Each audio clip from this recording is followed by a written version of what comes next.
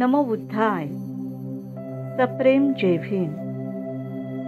प्रिय बंधू आणि भगिनींनो, आपण परमपूज्य बोधिसत्व डॉक्टर बाबासाहेब आंबेडकर लिखित बुद्ध आणि त्यांचा धम्म या ग्रंथाचे पठन करीत आहोत.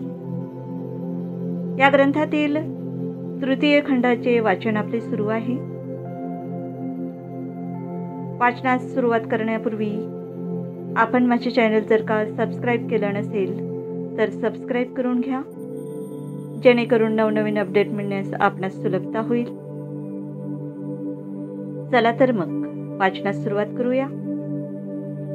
आजचा विषय आहे कर्म हे जगातील नैतिक व्यवस्थेचा आधार आहे हे मानणे म्हणजे धम्म. या पार्थिव जगात एक प्रकारची सुव्यवस्था आहे. खालील घटनांनी ती सिद्ध होते. आकाशातील ग्रहगोलांच्या चलनवलनात गतीत एक प्रकारची सुव्यवस्था आहे. ऋतुचक्रामध्येही सुव्यवस्था आहे. काही विशिष्ट व्यवस्थेनुसारच बीजांचे वृक्ष होतात. वृक्षांपासून फळ उत्पन्न होते आणि फळांपासून परत बीज निर्माण होते. बौद्ध परिभाषेत या व्यवस्थेला नियम म्हणतात. एकामागून एक सुव्यवस्थित निर्मिती दर्शवणाऱ्या नियमांना ऋतुनियम, बीजनियम असे संबोधितात. समाजामध्येही याच प्रकारचा नैतिक क्रम आहे. तो कसा उत्पन्न होतो, कसा राखला जातो? जे ईश्वराच्या अस्तित्वावर विश्वास ठेवतात त्यांना या प्रश्नाचे उत्तर देणे कठीण आहे. त्यांचे उत्तर सरळ आहे.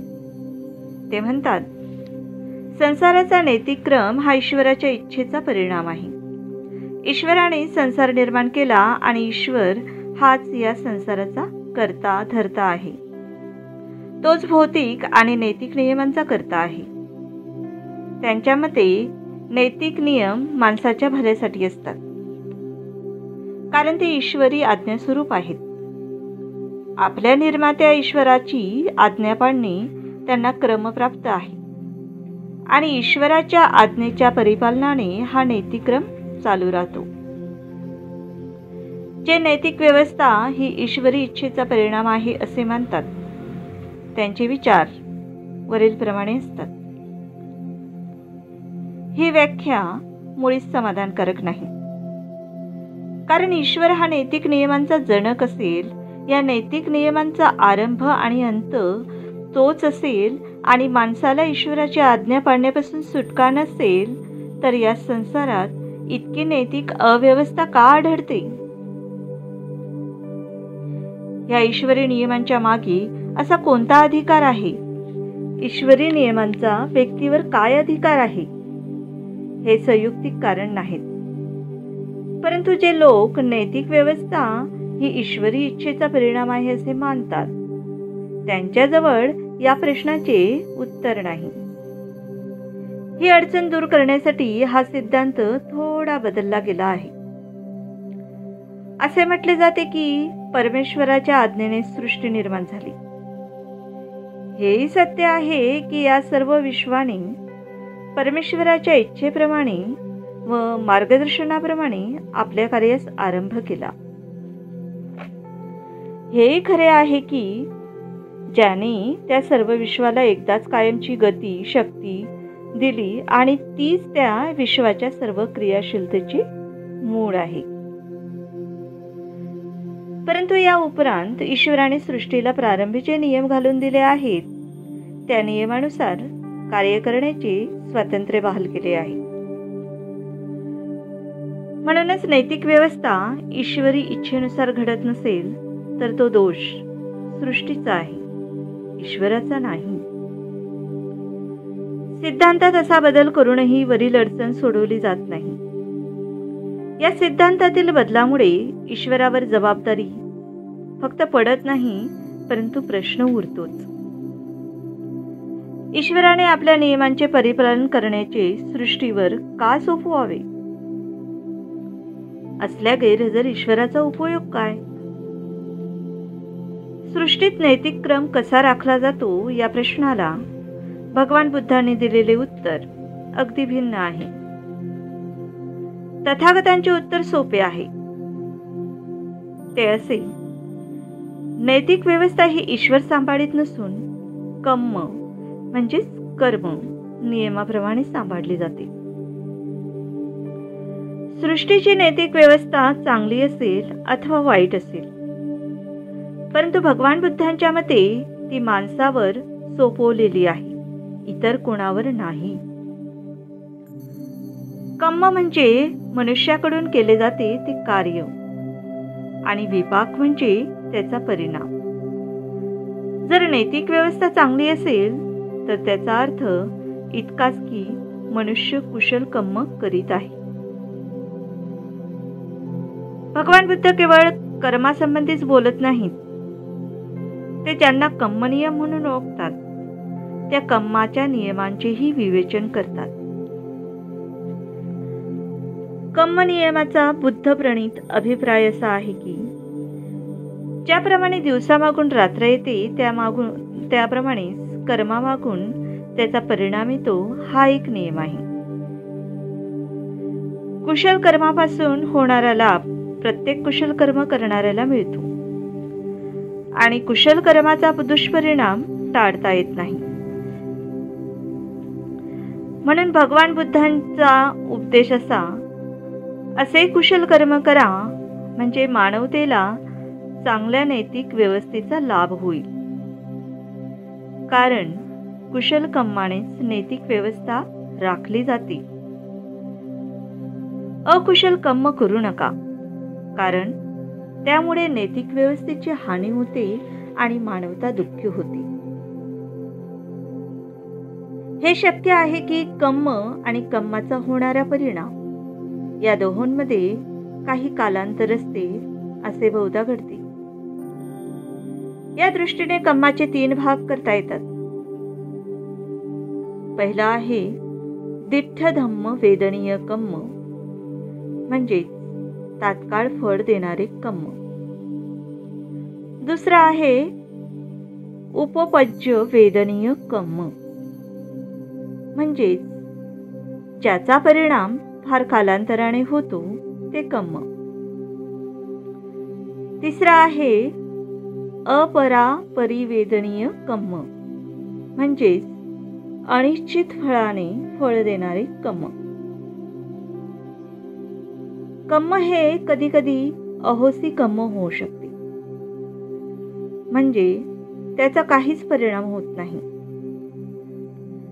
कर्मामध्ये ज्या कर्माचा त्याच्या अंगाच्या दुर्बलतेमुळे विपाक अथवा परिणाम होत नाही किंवा जी कर्मे अन्य सबळ कर्मामुळे बाद होतात त्याचा समावेश होतो.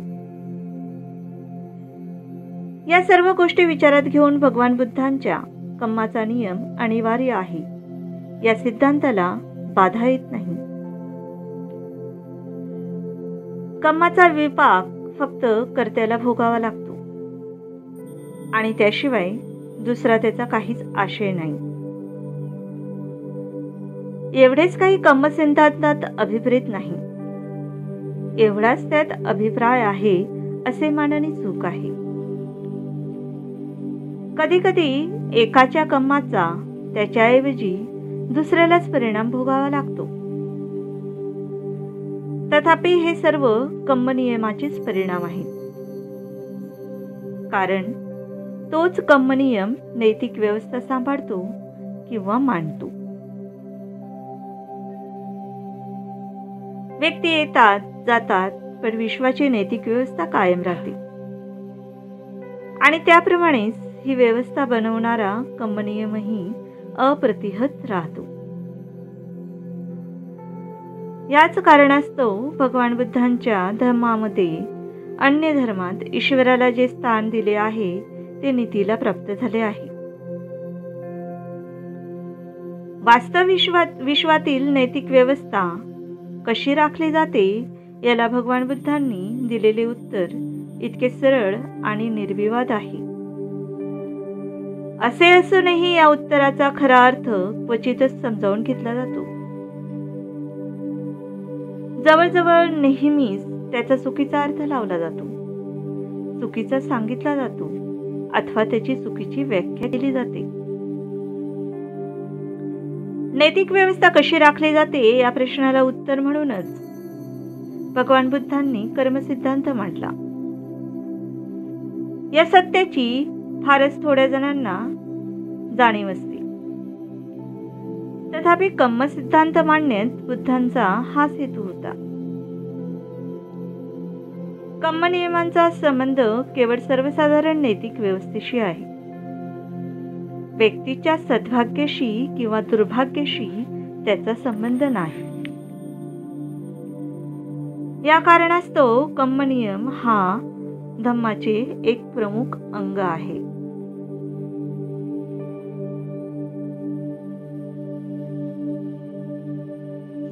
तर बंधू आणि भगिनींनो, आजच्या प्रकरणाचा भाग या ठिकाणी वाचून समाप्त झालेला आहे आणि आता विश्लेषणाकडे वळते.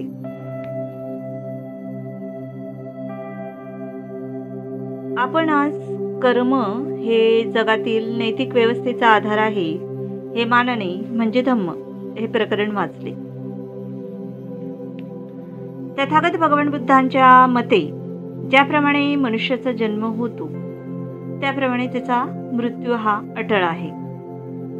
परंतु मनुष्याचा जन्म आणि मृत्यू यामधील जो काळ आहे तो म्हणजे कर्मसिद्धांत. हा मनुष्याच्या जीवनातील फार महत्त्वाचा घटक आहे. म्हणून आपण कर्मसिद्धांत समजून घेणे गरजेचे आहे. काही धर्माच्या मते कर्मसिद्धांत आत्म्यावर अवलंबून आहे. मनुष्य जे कर्म करतो त्याचा आत्म्यावर ठसा उमटतो व कर्माच्या योग्यतेनुसार आपला म्हणजेच मनुष्याचा आत्मा दुसरा जन्म घेत असतो. जर तुम्ही एखाद्या श्रीमंत कुटुंबात जन्मला असाल तर तुम्ही मागील जन्मी चांगले कर्म केले असे समजावे. परंतु तुमचा जन्म एखाद्या गरीब घराण्यात झाला असेल तर तुम्ही मागील जन्मी दुष्कर्म केले आहे असे समजावे. तुमच्या शरीरात व्यंग असेल तर ते तुमच्या पूर्वजन्मीच्या कर्मामुळे. तथागत भगवान बुद्धांचे तत्वज्ञान या विचारसरणीला विरोध करते.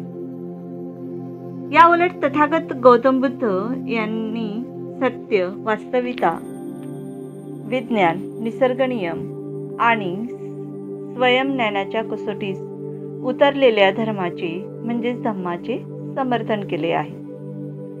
तसेच मानवी मनाचे सामर्थ्य ओळखून मानवालाच केंद्रबिंदू केले आहे. त्यानुसार त्यांनी कर्मसिद्धांत मांडला. तथागत सांगतात की या निसर्गात प्रत्येक गोष्टीवर नियम आहेत. त्यासाठी त्यांनी 3 महत्त्वाचे नियम आजच्या वाचनात सांगितले आहे. ते म्हणजे बीजनियम, ऋतुनियम, कर्मनियम. ज्याप्रमाणे आकाशातील ग्रहगोलांच्या चलनवलनात त्यांच्या गतीत एक प्रकारची सुव्यवस्था आहे, तसेच ऋतुचक्रामध्येही सुव्यवस्था आहे. म्हणूनच हिवाळा, पावसाळा, उन्हाळा असे 3 ऋतू निर्माण होतात. बीज नियमामध्ये आपण ज्याप्रमाणे जमिनीत पेरूचे बी पेरले तर आपल्याला त्या झाडाला पेरूचेच फळं दिसतील, आंब्याचे नाही. कारण आपण पेरूचे बी पेरलेले असते. काही विशिष्ट सुव्यवस्थेनुसारच बीजांचे वृक्ष निर्माण होतात. वृक्षांपासून फळ आणि फळांपासून पुन्हा बीज. ज्याप्रमाणे आपण बीज नियम, ऋतुनियम बघितला त्याप्रमाणेच मनुष्य देखील निसर्गाचा एक घटक आहे व मनुष्याची निर्मिती देखील त्याच नियमानुसार होते. आपण आपल्या मनामध्ये ज्या प्रकारच्या विचारांचे बीज पेरू तेच कर्म आपल्या हातून होतील. मनात कुशल विचार असतील तर त्या माणसाचे शब्द आणि कर्म ही चांगली असतात. मनात दृष्ट विचार असतील तर त्या माणसाचे शब्द आणि कर्म ही दृष्ट असतात. डॉक्टर बाबासाहेबांच्या मते बुद्ध धम्मातील कर्मसिद्धांत हा पूर्णतः वर्तमान आयुष्याशी संबंधित आहे. ते म्हणतात, तुम्ही जसे पेराल तसेच फळ येईल. कर्म व त्याचा वर्तमान आयुष्यावर परिणाम यालाच भगवान बुद्धांचा कर्मसिद्धांत लागू पडतो. तर बंधू आणि भगिनींनो, आजच्या विश्लेषणाचा भाग देखील या ठिकाणी समाप्त झालेला आहे. आपणास माझा हा ऑडिओ आवडल्यास लाईक करा आणि हो, शेअर करायला विसरू नका, जेणेकरून आपल्या माध्यमातून धम्माचा प्रचार आणि प्रसार करण्यास मदत होईल. तर भेटूया आपण नवीन प्रकरणासह. नमो बुद्धाय. जय भीम.